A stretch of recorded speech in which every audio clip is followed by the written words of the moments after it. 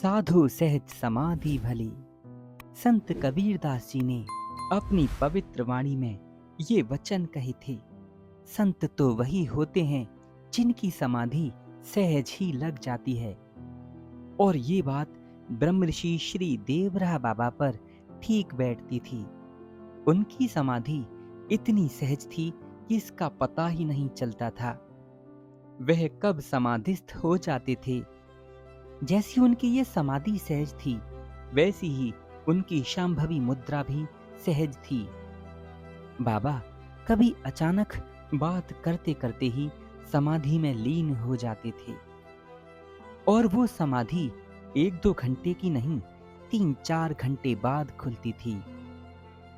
तब वो वहीं से बात दोहराते थे जहां पर बातचीत का सिलसिला छूटा होता था।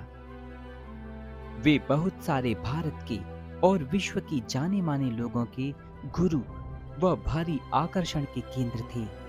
श्री देवराह बाबा सरकार सब पर समान दया और प्रेम लुटाते थे।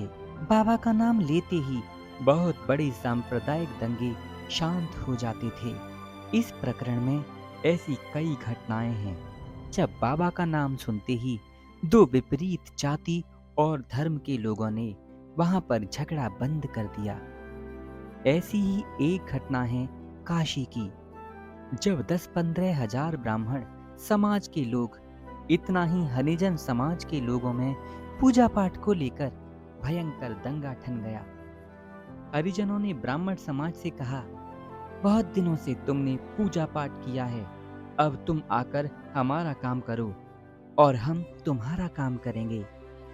ये दंगा भी श्री बाबा की कृपा से शांत हो गया। अन्यथा रक्तपात को रोकना प्रशासन के बस की बात नहीं थी।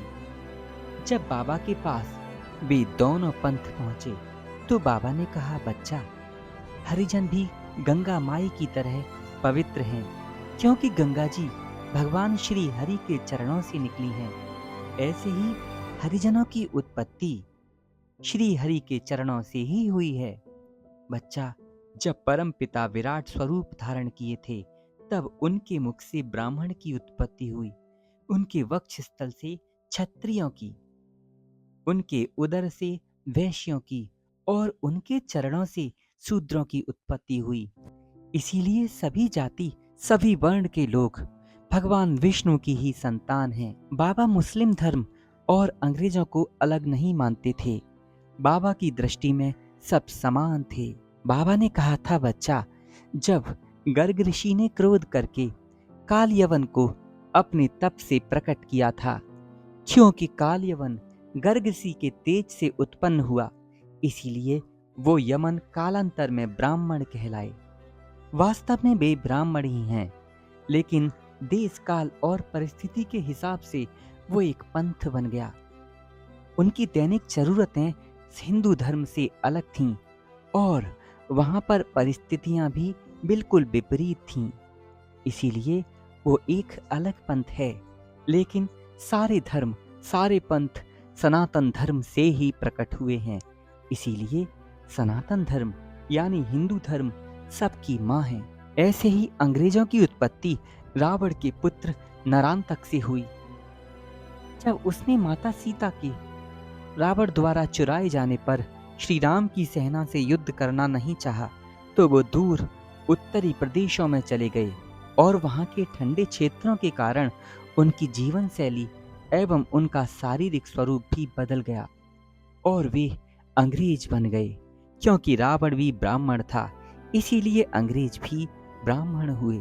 कोई भी जाति पात भगवान से अलग नहीं, बच्चा, सबकी उत्पत्ति सनातन धर्म से ही हुई है। बहुत आनंद की बात तो ये है कि अनेकों दंगे बाबा की कृपा के कारण प्रेम में बदल गए। ऐसे महान महामुनि श्री देवराह बाबा अब भी अपने भक्तों की पुकारने पर प्रकट होते हैं। हालांकि वे सबसे अलग हैं। सतोगुण, रजोगुण, तमोगुण, उन्हें कोई गुण नहीं व्यापता। वे गुणातीत हैं, गुणों से परे हैं, लेकिन अपने भक्त के दुख में वे दुखी होते हैं और अपने भक्त के प्रसन्न होने पर वे प्रसन्न होते हैं। क्योंकि भक्तों के वश में भगवान होते हैं।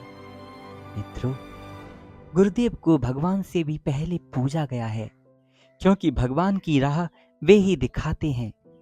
भगवान तो अनेकों जन्मों से हैं और रहेंगे, लेकिन क्या हम अनेकों जन्मों में भगवान को जान पाए? अगर जान पाए होते तो मुक्त हो गए होते,